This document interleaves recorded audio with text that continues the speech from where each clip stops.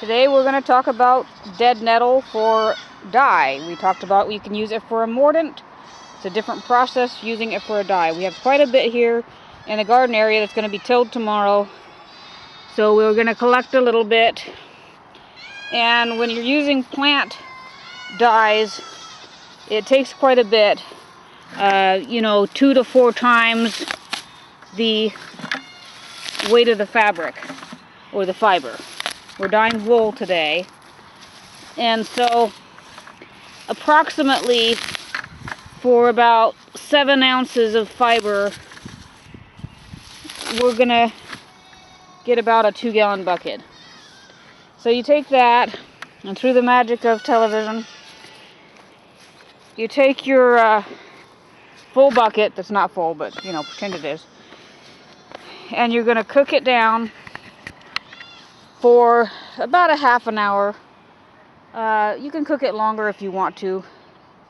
Start your water out on a good boil. Put your, just like you would salad, like Swiss chard and spinach.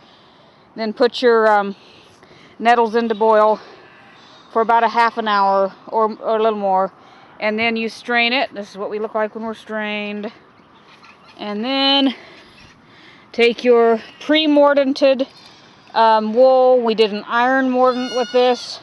You can see our other video. And dunk her down in there. You wet that ahead so that it's not going into shock in the hot water. Obviously we're not on a burner here. So we're going to take this in and we're going to heat it simmer it for probably half an hour. And then, washed and dried, this is what your wool looks like. It's kind of a silvery, greenish gray. This is for basket wool, so it's a little thicker. So it's worth doing. It's not going to be vibrant like your shades from chemical dye. Natural dyes typically aren't. But it's very well worth doing, and it's something unique and different to do with your sheep's wool.